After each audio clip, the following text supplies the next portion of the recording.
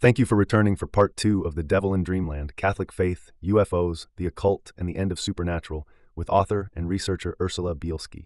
Chris Blazo calls his remote viewing friends up in the government and tells them about the plot to kill Pope Francis. And they all meet in Philadelphia, where lo and behold, a plot is uncovered to assassinate Pope Francis.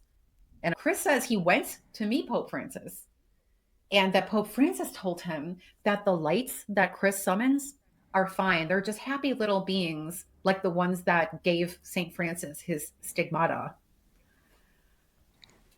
I've heard them say that, demons and angels is not enough to explain what this is. Welcome to High Strangeness, where we ask questions and explore all that is strange and unexpected in our reality.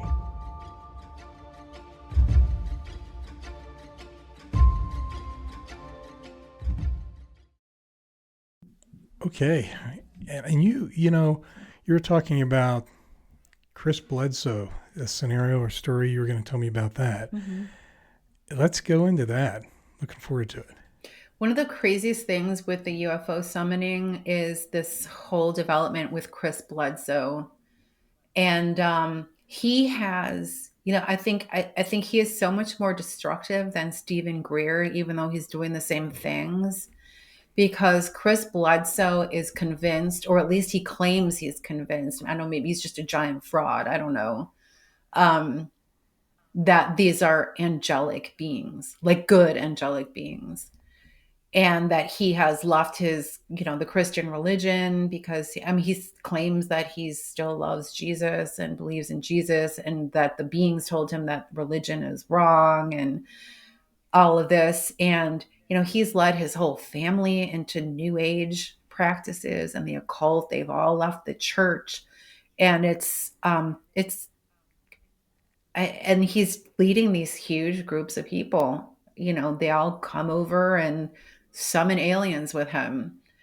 And when I was reading about him and reading his book, UFO of God, again, I was astounded when I read about an incident that happened when he talked about meeting this woman, and I can't remember her name right now, but she is an academic that was working at a university. And she's not only an academic, but she's also a shaman, self-proclaimed shaman.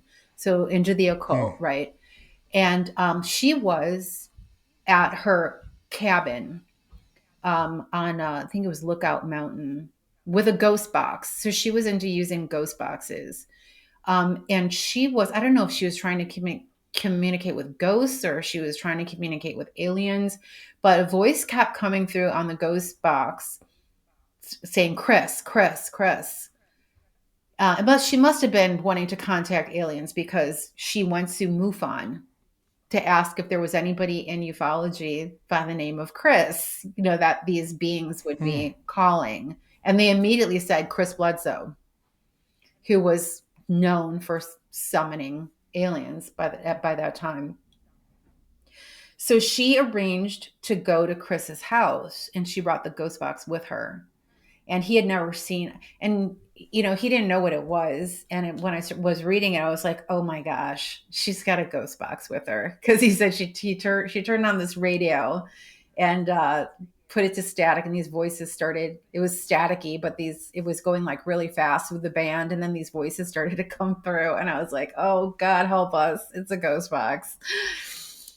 And this incident happened, he claims, where the voices on the ghost box, allegedly aliens, told them that there was going to be an assassination attempt on Pope Francis. This was in 2016. This was during his 2015 or 2016, whenever he had his visit to the United States. If you remember, he spoke to Congress, and the voices on the ghost box, the extraterrestrials, said, Chris, someone is going to try to assassinate the Pope, and you have to stop them because we need him. Okay. So I'm reading this, and I don't know what everybody's, stances are on like the Catholic faith, but, I'm sure it's obvious that half of the Catholic Church believes that Pope Francis was, God rest his soul, was a heretic, or at least borderline heretic, and did all kinds of heretical things and crazy anti-Catholic things. So it was very interesting to me to read that possibly Pope Francis was supposed to be assassinated in 2015, but Chris Bledsoe and the aliens stopped it because That's interesting. lo and behold, Chris calls up some of his good friends in the government, because probably most of your listeners know Chris Blazo has all of these friends in the government, in NASA and the Department of Defense, and including remote viewers like John Alexander and Hal Puthoff, and they're all buddies, right? So Chris Blazo calls his remote viewing friends up in the government and tells them about the plot to kill Pope Francis. And they all meet in Philadelphia, where lo and behold, a plot is uncovered to assassinate Pope Francis. And of course, it's thwarted. Chris Bledsoe saves the day. The kicker, or the other kicker, is that Chris says he went to meet Pope Francis because, of course, he saved his life. And that Pope Francis told him that the lights that Chris summons are fine. They're just happy little beings like the ones that gave St. Francis his stigmata. So, yeah. So I'm trying to tell Catholics about this, and no one really seems interested. Like, how could you not be interested in this? Yeah. Jeez. Yeah, I'm just thinking about this. My gosh. Crazy, crazy story. Yeah. And supposedly it's true, unless he's a giant fraud, which I don't think he is. Although I do think a lot of times, this is another thing that's very similar to ghost and haunting phenomenon, where the person who's claiming they're having the experiences, it seems to start out like it's legitimate, especially during poltergeist cases, right? Where like a teenager is in the middle of it and there's all kinds of stuff happening in the house, doors slamming, disembodied voices, objects moving around, shadow figures. And then later, the person is caught in the act of faking something. So it's almost like, and this seems to be a trend across the spheres as well, where phenomena starts out legitimate, but then like the person who's at the center of it ends up lying, deceiving, creating fraud. And I think that's what might be happening with Chris Bledsoe now, because now I guess he's charging for these sessions, like Stephen Greer. Mm-hmm. And that's interesting. I don't know. I think there's some kind of connection there too, with some kind of a dark influence on people. Like they're sincere, they're in earnest, it's really happening, but then something kind of gets to them. I don't know. Something else I've on the back burner of my brain. I don't know. That's something worth thinking about, because you're right. If you see patterns like that over and over, it makes you wonder. Yeah. Like, are we seeing that again? Like one of the things I'm thinking of is this. I feel like our conversation has gone to this point where there's a lot of people out there that honestly don't know how to make heads or tails of some of this, right? They're honestly confused. Maybe they're not coming from a place of faith or anything like that. So they are really floating in the ocean without any anchor. And so they are trying to make heads or tails and see what to believe and what not to believe. I'm curious, maybe we can talk a bit about this. So for me anyway, the orbs, spiritual kind of stuff, they fall easily in a box that's, I think, identifiable if people look at that. Then you've got like the nuts and bolts claimed material items, and then the fuzzy stuff in the middle. And so I know people that also are like, well, the orbs, the spiritual, the interdimensional, they also attribute that to probably and likely demonic things like that. But what if they found a real hard, like a nuts and bolts material ship, something like that? Now, it's interesting. There's a lot of claims on it, but we've not really seen a real one yet, where you can see orbs, right? You can see these other things. What are your thoughts on that? Yeah. Any thoughts about that? Yeah. So like you said, like, there's the nuts and bolts camp, and then there's like the woo, called the woo camp, Yeah. which is all the spiritual stuff. But I think, let me just say what I think the UFO phenomenon is. I think 90% of it is technology. It's either American technology, it's other countries' technology, but it's not extraterrestrial technology. So I Hmm. think most of it is secret stuff. And especially today, where we have such an enormous and wealthy private development sector. Back in the Right. day, like when this all started, if there was some high tech, super high tech, it was the government's super high tech. Now we've got like Right. Elon Musk has like this most super high tech stuff. You know what I mean? And like, who Yeah. knows? Like, we don't even know about, how many companies are doing stuff we don't even know what it is. Right. And then, of course, other governments as well. And I find it so strange, like when, you have like someone like, what's his name? The guy at Stanford, is it Stanford? Oh, Gary Nolan? Nolan, Gary Nolan, Gary Nolan. Yeah. Gary Nolan going like, this is definitely not our technology. It's like, how do you know it's not our technology? It's not human technology. How do you know it's not human technology? Because you don't know about it. That might have flown like a long time ago. I just don't think that flies anymore, like at all. I don't think there's Well, any and way we to say that. we do know that it takes many years before black project craft, Right. planes, we don't know about it till, much, much, much later. So who knows? Like the last thing we know is some of the stealth stuff, which was created in the 60s. Yes. And so that's a long time between then and now. So what's really been Right. made that we haven't seen yet? Right. So that kind of supports what you're saying. Yeah. Yeah. And then the other thing too, I think is, and I do a whole lecture about this, about how, like we talked about earlier, that, the Enlightenment split our understanding into spiritual, physical, never the twain shall meet. And I do a whole lecture about permanent paranormal objects that are physical objects that have been left behind during or after paranormal experiences. So like everything from Hmm. like apports of objects, like during seances or just in ghost and haunting cases, or demonic influence cases where you'll have like physical objects that appear, after or during the spiritual phenomenon, the spiritual experience. And like, for example, one of my mentors in parapsychology, Dr. Stephen Browdy, he was a philosophy professor at the University of Maryland for many years, and also a parapsychologist. He studied a case in Florida of a woman named Katie, who's known as the gold leaf lady, because she would have what looked like gold leaf appear in patches on her body, and it Hmm. wasn't gold, but it was metal.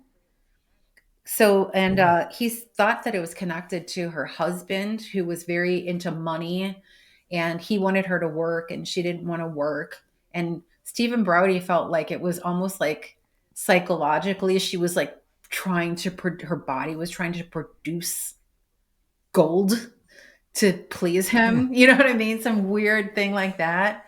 But anyway, I Wow. don't know what was going on, but the fact is she was producing metal that would be on top of her skin and could be removed. Of course, a lot of early seances were fraudulent, but there were some of them that can't be explained. There was one medium she had 19 people at a seance once, and she asked them to each request that she produce a fruit or vegetable, and she produced things on 20 times, people that she'd never met before. She produced things like, someone asked for like 9 raisins, and she produced 9 raisins. And then the next person asked for like a sliced apple, and she produced a sliced, like, so Hmm. crazy things like that. Like, could still be fraudulent if they were all working with her, I guess. So it's kind of weird though. Yeah. There, I'm just thinking like, oh, we talked about the physical effects, scratches and burns and bite marks and bruises on bodies and things like that. Um, I'm trying to think of some more examples of this. At any rate, you know what I'm saying. So there is a Yeah. history of physical objects being associated with spiritual phenomena. Yes. So, Yeah. and I mean, I really do believe, and the Catholic Church teaches that the diabolical is able to produce physical effects and physical objects using physical materials. So they can't create Right. the diabolical cannot create things out of nothing like God does, but it can Hmm. use the physical objects to create physical materials to create objects. So Interesting. and even with like abductions and like pregnancies supposedly resulting from abductions, alien abductions. That's a whole thing with demonology too, where people will become pregnant, and it turns out to be a demonic attack. And it's not like the demonic can create a child or impregnate a woman, but the Catholic theologians teach us that a fallen angel could take sperm from a man and inseminate a woman, and then it's seen and have like and kind of overcome the woman, and then it seems like the woman was raped by the demon and has a baby, but that's not really what happened. You know what I mean? Right. Right. So there's all kinds of possibilities for the demonic to use materials not only from our planet but from other planets, and even plant materials from other Mm. planet, bring materials from other planets to be like, how did this material get here from such and such a planet? Well, that's a possibility. Yeah. So there are all sorts of possibilities for material objects, physical objects, to be part of spiritual experiences, in my opinion. So Yeah. um, in my opinion, that most of it is our technology that we just don't know about, meaning human technology, but that some of it could be, very like abominable stuff that's created Hmm. from materials with, through diabolic um, means. Yeah. Yeah. Well, I appreciate you sharing that because I think the most important thing is to give people some things to consider. And so the way you've described that allows somebody who maybe hasn't thought about that to go, yeah, I guess that's true about that. Let me think about that in this framework. And I think that's important. Um, it's interesting. I have a series of religious episodes coming out that just are very superficial, asking about the religions. And I'm doing about 7 or 8 of them. And it's out in May, June, right? And it's interesting to me the different beliefs across the system. Some people believe there's no chance for any life outside the earth. Other people believe that there definitely is. It's just really interesting that belief systems are all over the place. And so that's why I brought up that question. People really are all over on the subjects of faith, which then doesn't give them a good place to start when they look at a lot of this. Well, So, the main argument for extraterrestrial life from a religious perspective is the one that my mom told me when I was growing up, and I asked, "Is there life on other mhm, planets?" Is that answer that most people give? Why would God make this whole entire universe and only put life on one planet? Right? That's called the argument. What's it called? The argument for, can't remember now. I'm forgetting everything today. yeah, I am so tired. Um, but it is, it just makes logical sense unless you are really informed about theology, and unless you really take the Bible to heart as a Christian and see the Bible as what it is, which is it's the story of God's totally overwhelming, all encompassing love for the human race. and that he gave us everything. He made everything for us. And that is something that is completely eclipsed in our day and age by this evolutionary idea that makes humankind small, very small. And that comes greatly from sci-fi as well, which is also a product of evolutionary theory. So we have to think very poorly of ourselves from the beginning. That's the absolute prerequisite for alien belief. We have to think that we are trash, we are nothing, and we need some superior intelligence to rescue us. So that's, I think every religious person, every Christian person specifically, comes from a place where we've grown up in a climate where we've been taught that since we were little, that we are stupid, we're dumb, we're bumbling, and we have to we have to start there in order to buy into the deception. So I just wanted to interject that. Yeah, no, appreciate that. Well, let's dive a little bit into history in the sense that you had mentioned that UFO beliefs has roots in the occult, Aleister Crowley and some of these others. And you've been talking a little bit about this all along, but do you see a definitive place here in the 1900s where you're like, okay, Aleister Crowley, he was like the real kickoff for this, view of people and where it started to really infest a lot of thought. Do you see anything like that, or do you think it's just always been with man, or that this occult type process has just kind of changed or altered different views? Well, I think that before the mid 19th century, that the occult was, very taboo and it was on the fringe. And of course, we have stories all throughout, history, like I'm thinking of like Catherine de Medici, who had all of her astronomers and occultists and everything. And there's a lot of other rulers like that. But for the normal person, occult activity was taboo. It was known to be diabolical. So if someone was a witch, you knew that they were conspiring with the devil, right? Like it wasn't like a nature religion. You know what I mean? And but I think it was really, and this is the beginning of, in The Devil in Dreamland, I talk about Theosophy and the founding of Theosophy, which actually before that, Emanuel Swedenborg, who was having a lot of visions, and he considered himself very religious and spiritual and Christian. He was having visions about going to other planets and seeing, cities on other planets and things like that. And he influenced Helena Blavatsky, who founded Theosophy. And Theosophy is where we get the entire New Age movement from. And a big part of Theosophy had to do with extraterrestrials, especially the planet Venus. And she was getting a lot of her information, she said, from Venusians. And so that's where we start to really see the influence, that interplay between extraterrestrial life and the beginnings of ufology. And it all really comes from there.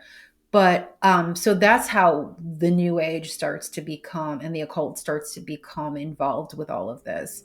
But like you mentioned Aleister Crowley, and this is just such a weird story that anyone in ufology knows now, that Aleister Crowley, he summoned this demon, Lam, who looks like a gray alien with like the big head and the almond-shaped eyes and everything. And and Jack Parsons was his greatest American pupil, who was a rocketeer, who was one of the founders of rocket science, basically, and jet propulsion laboratories.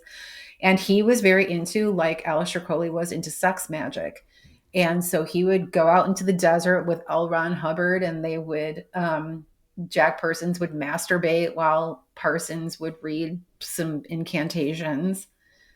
And so Parsons was very, very into both rocketry and the occult, and they were completely intertwined. And he blew himself up in his laboratory. And like a couple days later, there was a massive UFO flap that broke out over Washington, D.C. And a lot of people equate what Parsons and Crowley were doing with the beginnings of the UFO movement in 1947 with with Roswell and the Kenneth Arnold sightings on the West Coast. And it was all around the same time. And Yeah. when you look at it, it's hard to, not believe that it is connected. Now, one of the people that really kind of got me into ufology was the late Dr. Michael Heiser. He's the Bible scholar who was also a prominent ufologist. And he blew this whole Crowley and Parsons thing off. And he said, like, these guys were goofballs, and I don't think they had any influence over, demons or angels or, this kind of phenomenon.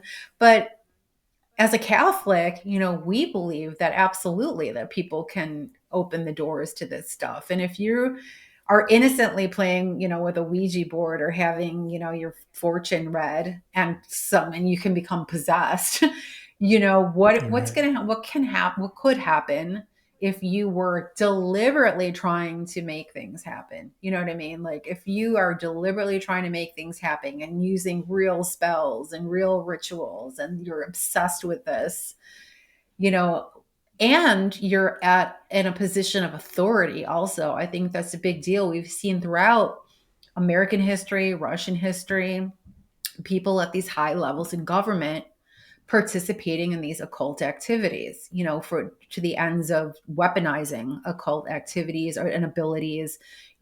This is a big part of my book, the story of the occult being used by the government for so many decades. Like, what's going to happen to our culture and our society when our governments are regularly, promoting occult activity? Like what happens? Like, what's the fallout from that?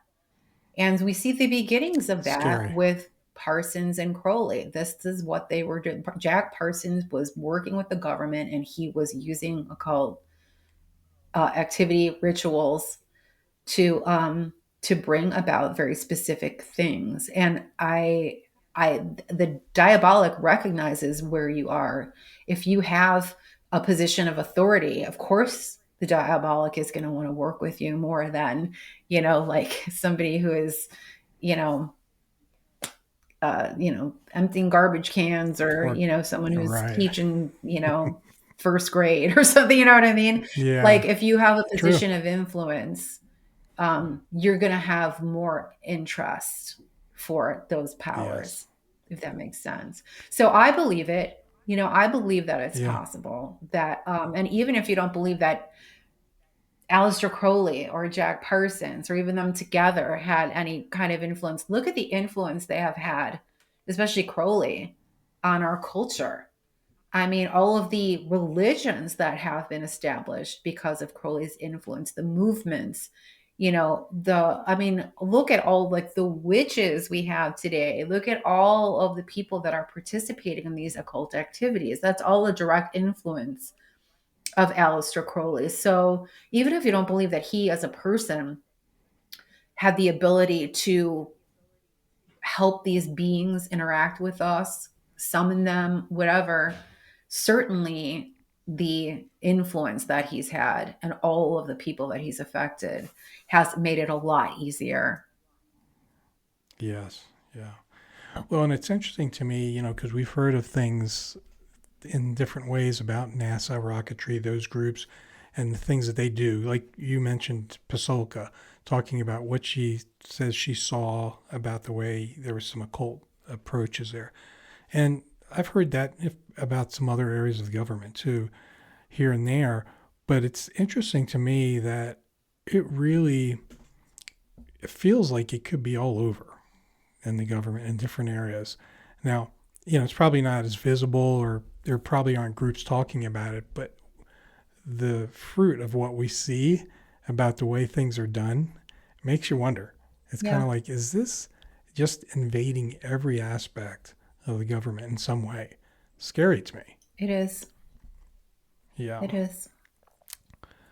Well, let me ask you this question. I do want to hop a little bit into the book here in a minute, but UFO experiences can lead people away from Christianity.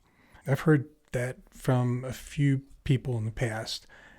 And I know your book probably focuses on this and a lot of our conversation.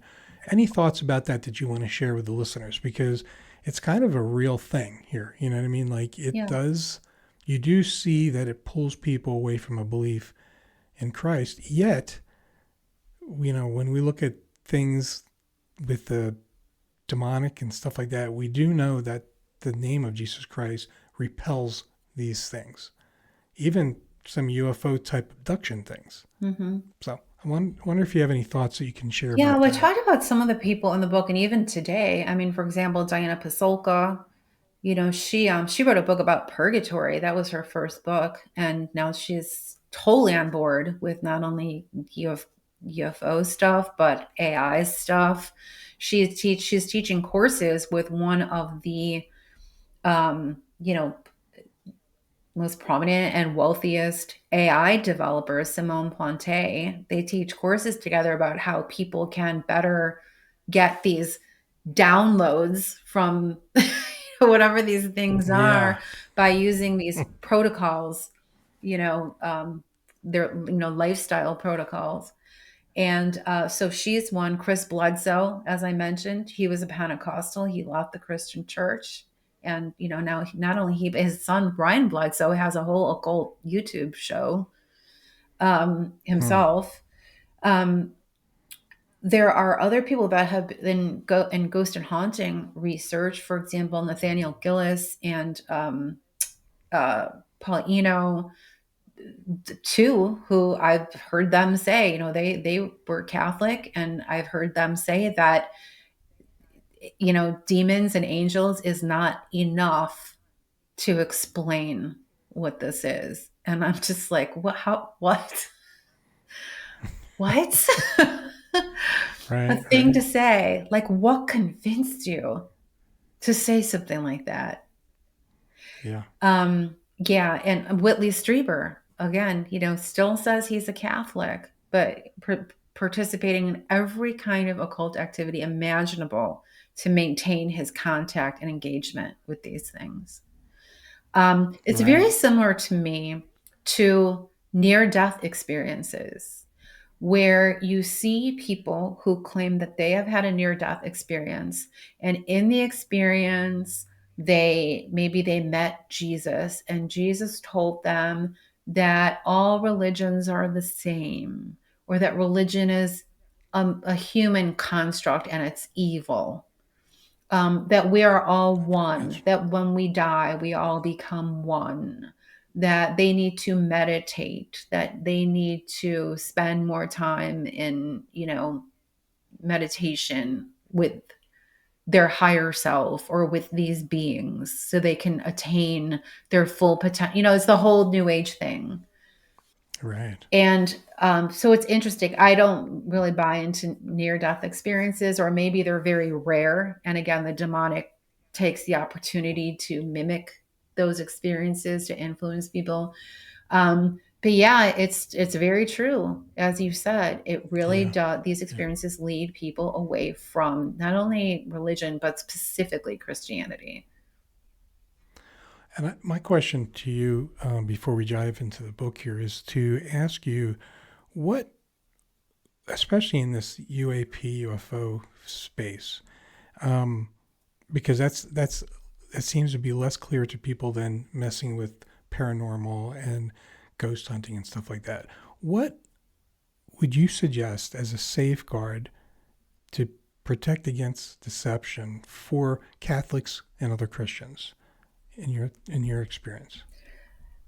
It's so hard because I think Christian denominations, like the kind that I first started learning about UFOs from, like Dr. Heiser, like evangelicals, I think there's very solid ground there where most people understand this to be a deceptive phenomenon. But Catholics, I think Catholics have such a strong history with science. The Catholic Church going back, hundreds and hundreds of years has this long history of scientific research, and like the church has always wanted to be at the forefront of scientific research. And this is what the alien thing looks like. It looks like the next stage in science and technology.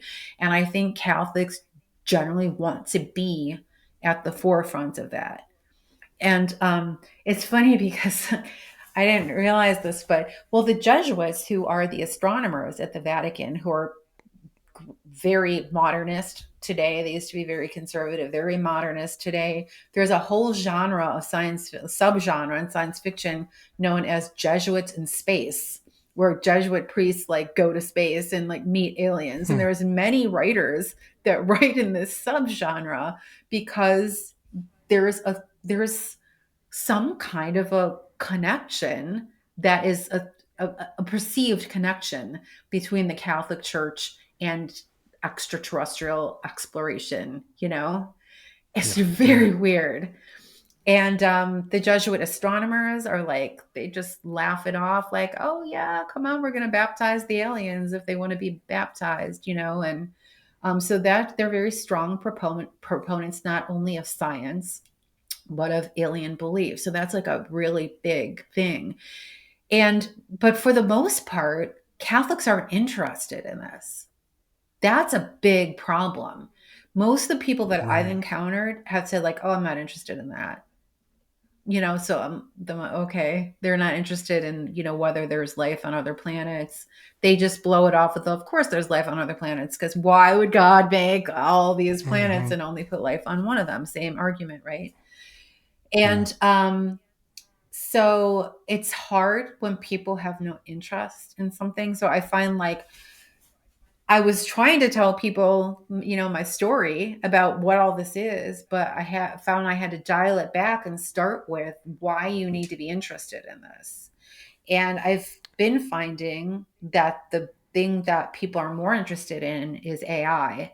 So if you show them that they're connected, then you can try to lead them into some interest in UFOs.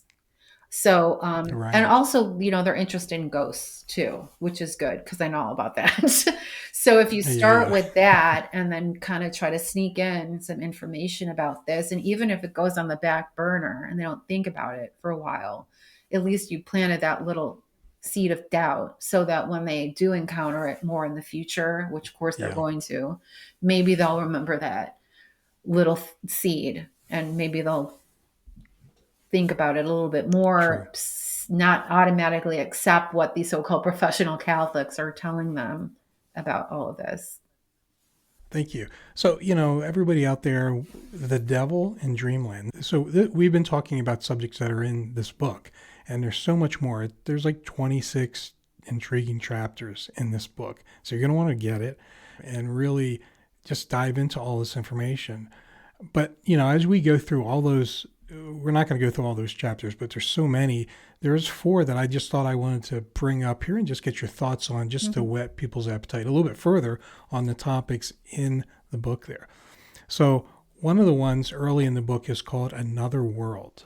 What can somebody find in that chapter as they're looking at your book?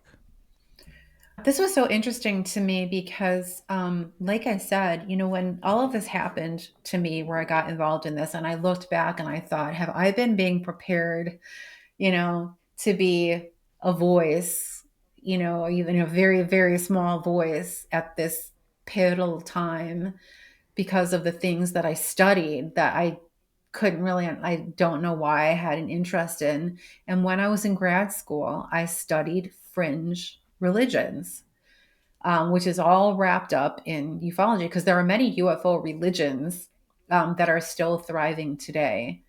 And you definitely could say that the UFO summoning is a religion in and of itself as well.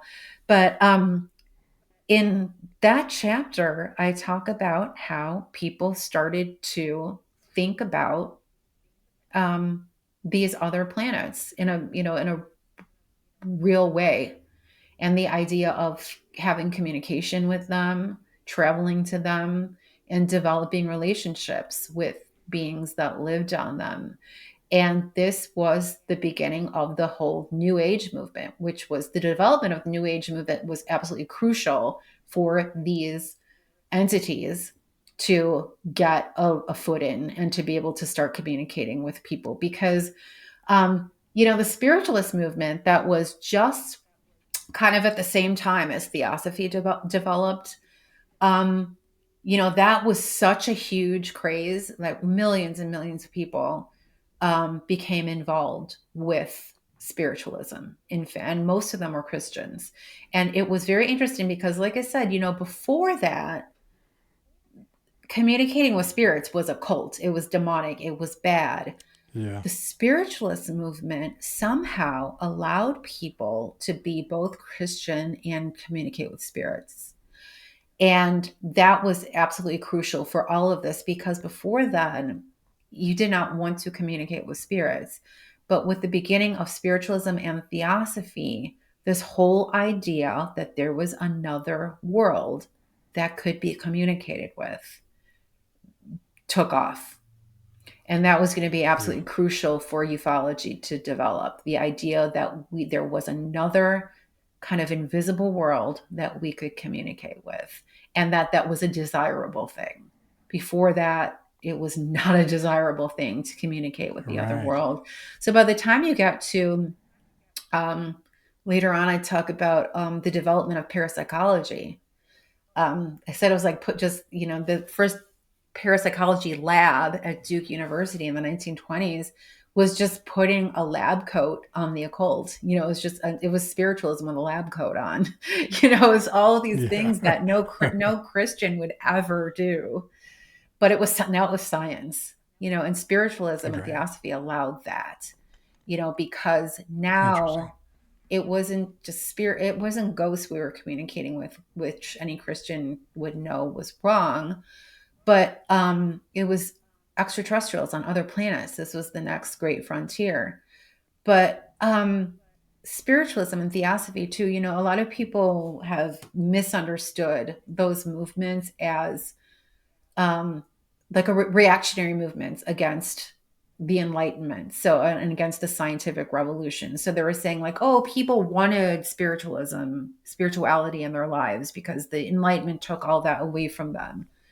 But it's actually different. In fact, it was weird because this was like one of the final papers I wrote in grad school was about how spiritualism was really a very materialistic movement because of it, and it demanded evidence, physical evidence. So people wanted the reports of objects.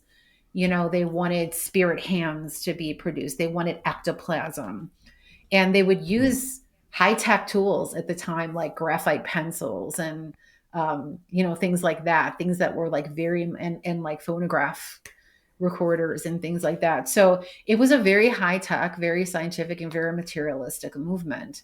So it was very different, even though it seemed like it was a spiritual movement. It wasn't in any way, shape, or form. And I think that's why people separated what they were doing and didn't see it as a cult, because they felt they were using scientific tools to pursue something that was scientific. So it's very, very interesting. That is, yeah. Thank you. And then you have a chapter that's called Days of Noah. What might somebody learn about if they read that chapter? Well, this is this whole movement in ufology that is very Christian, that equates the UFO explosion as a modern day Days of Noah. And, in the Bible, it says, as in the days of Noah, so shall it be, when Jesus comes back. And Dr. Heiser was responsible a lot for this, that believing that, the Nephilim and that came down, the bad angels that came down and taught us warfare and taught us magic and all of that, that they're coming back now. They're coming back now. And so that you see this going all through ufology today. And I think, and I'm hoping and praying that it's had its day and it's kind of over now, because I don't think it's true. But in that respect, I don't think it's like, because there's some people that are like all in on this, like, oh, who's the guy with the YouTube channel that it's his whole show is about the Nephilim? I know you know who I'm talking about. Yeah.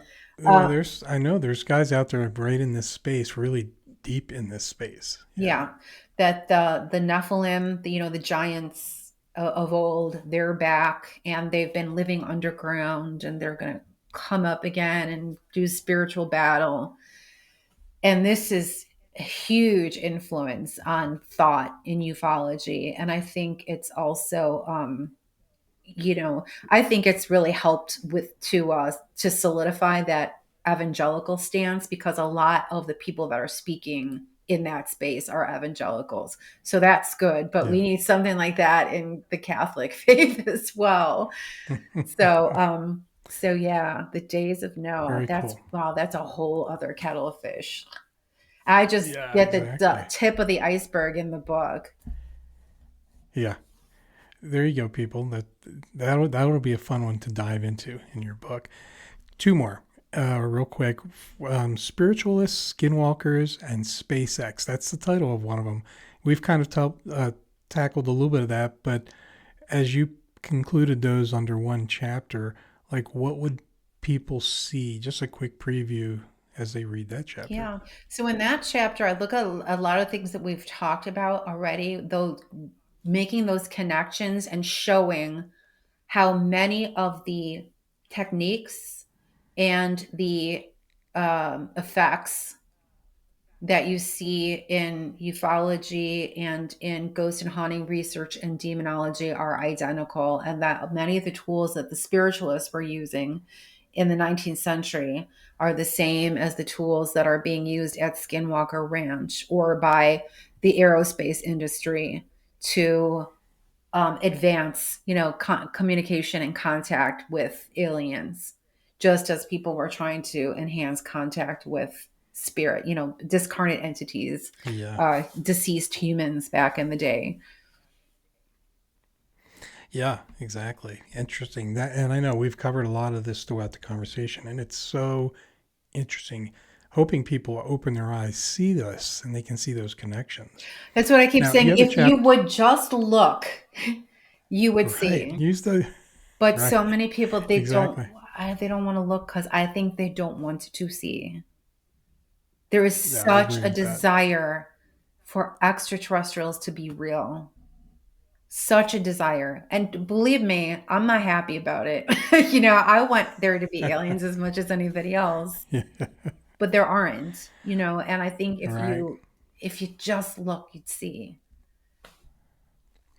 Well, you have a chapter also about Trekkies in the Vatican. We've talked a little bit about the Vatican and just the Catholic leadership and stuff. What can you share quickly about that title there? Yeah, Trekkies and in the chapter, I talk, very in great detail about the very high-ranking people in the Catholic faith, theologians, the Vatican astronomers, Pope Francis and other popes before him, not only and I talk a lot about EVP too, how there were popes that were influential in promoting EVP research, most of which was done by Catholics. So they're definitely all connected. But in that chapter too, I go into a lot of detail, and I also, some people might think like I'm attacking people's character. That's not what I'm trying to do, but I do try to show how some of the most influential Catholic theologians who are promoting ET belief are also promoting other occult things. Like, for example, Diana Pasolka, promoting like this whole downloading culture and the protocols. And she also has revealed that she's a proponent of like Elaine Pagels, who's a big Gnostic Catholic researcher. So there's of course, Gnosticism runs all through this because that's what it's all about is, the person, the self rather than God. And, the experience, having the experience rather than just having faith.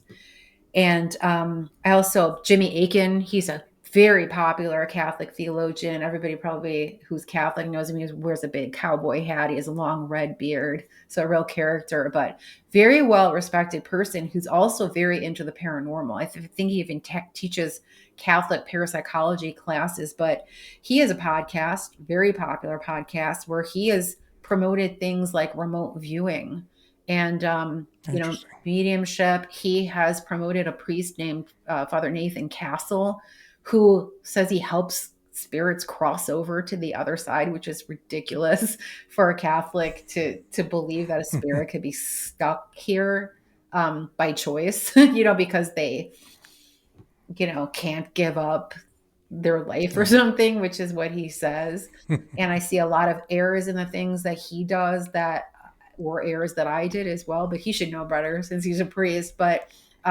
Aiken said that he didn't see anything wrong theologically in what he's doing. So I think if you look at sometimes you have to look and kind of like take apart the person themselves who's promoting this stuff. Another big Catholic theologian is Paul Thigpen, who literally wrote the book on Catholic faith and UFOs called, I think it's called Extraterrestrials in the Catholic Faith or the Catholic Church. Very well respected, one of the most probably top 3 well-known theologians in the Catholic faith. And he has, just giddily said that he's like, a sci-fi fan and, and just always hoped that, extraterrestrials were real. And he's such a great scholar and so astute. But in the book, he uses, and in many interviews that he's done, seen by millions of people, has used total trash arguments and trash information that I've disproven, others have disproven. There's just they just throw away all of their scholarship because they want so much for it to be true. Yeah. But people respect them. They know what great scholars they are, so they just assume what they're saying about this is painstakingly researched, but it's not. Yeah. This is great. I've really loved our conversation today and learned a lot. Me too. And also, this whole topic is so interesting to me and fun to talk about. So we've covered a lot of information, and everybody out there, this book is going to be one to really dive into all these things and many more, 26 chapters. Is there anything, Ursula, that you want to share at this point, or that we really should have covered that maybe I just didn't get to in any of my questions? I feel like we went through the whole book, honestly. Yeah, but I think I just want to say one more time. And, like I mentioned Daniel O'Connor, he wrote 2 books. The first one is called Only Man Bears His Image. It's 800 pages long. It's like a Bible of all of the theology and biblical history and decrees in the faith that have that demonstrate that there cannot be life on other planets, intelligent life on other planets. And then he wrote a shorter book, a little shorter, I think it's like 300 pages, The First and Last Deception. And it's great. People should totally seek him out. But, and I think in the introduction to his first book, he talked about there is a word for it. And I mentioned it in my last chapter, that idea that human beings are, they're kind of worthless. And that's the foundation of all UFO belief.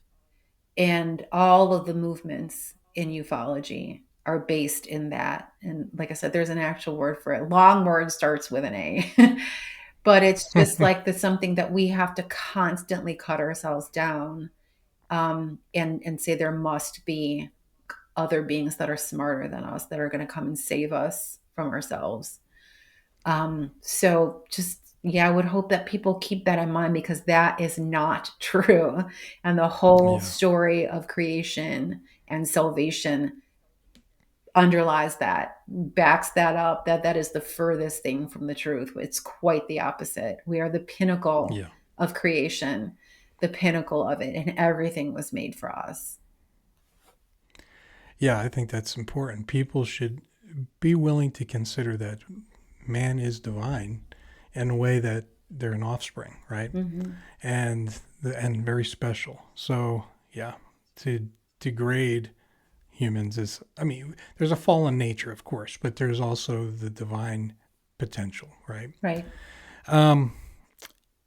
Ursula, this has been great. Thank you so much. Oh my gosh, thank you so much for having me on the show. It's wonderful to talk to you. I've loved this. Now, I want to just ask you real quick, what do you have going on? I know there's podcasts, there's different things. Can you spend just a minute or two just saying what's in the future for you, any new projects you're going to be working on, and then where people can tie into your work, podcasting, anything else you're doing so people can tie into it? Yes. I spent a lot of my time now doing just this sort of thing, but I also still do, haunted history. So I'm working on putting together all of my Chicago haunts books, my whole Chicago haunts series, all that early research I did, all those stories I wrote, and then everything else I've done since that into one book. And that's going to come out in September. It's called like Chicago Haunts, the Ultimate Collection. It's like 800 pages long. So I'm working on that. And then I'm working on a book called The Devil's Playground. And it's all about how the subtitle is Grief, Ghosts, and the Opportunism of Evil. It's about how the devil uses the opportunity of grief to get into our lives and manipulate us and get our souls. So that I hopefully is going to come out by the end of the year as well. And so, yeah, you said weekly podcast. I try to do like a weekly podcast. I don't know, people don't know, we've been moving. I've been moving for the first time in 20 years from the same apartment. And then I lived in the same neighborhood for 56 years. So it's been like a huge thing. And we had not only our house, but my mom's stuff and our adult daughter's stuff from their apartment. So it's been like 6 weeks that we've been moving 2 hours back and forth. So there hasn't been a podcast for a few weeks, but I'm going to get back on my schedule. And you can find everything I do at worldofthesupernatural.com, where you can see I do the Uncanny Catholic podcast. I also try to do a weekly show called The Ghost Lorist, which is a dramatic narrated reading of a true ghost story. So it's usually like about a half hour or so of some place somewhere that I've investigated, that I've written like a dramatic story about it. And then I also have a Substack that I started a few months ago, which I love. And I'm actually serializing the book on there, and you can get a chapter every week for free. And I also record the chapters. So if you become a paid subscriber for $6 a month, you can get the recordings, and it's not AI, it's me true reading. And I also record other things for paid subscribers. So that's been really fun to do that. And then I have like a store, and I make perfume inspired by like haunted places and stuff like that. So I have all kinds of weird stuff that I do, but you can find all in my books and everything. You can find all of that at worldofthesupernatural.com. That's perfect. There you go, people. All kinds of stuff Ursula is involved and has. Check it out. I hope you've enjoyed this content. Thank you for being with us as well. And if you like what High Strangeness does here, with a good variety of different things that we look at and talk about, as things touch and connect in different places that you wouldn't expect, please consider subscribing. Hit the like button, share it with people you know, and I just want to say once again, Ursula, thank you so much for being on the show, and everybody out there for joining us. And as we wrap up, remember, there's a lot of strange and unexpected in our reality, so always keep your eyes, ears, and minds open. And until next time, stay safe. Thank you for listening to High Strangeness. This was a glance at some of the strange that exists in our reality.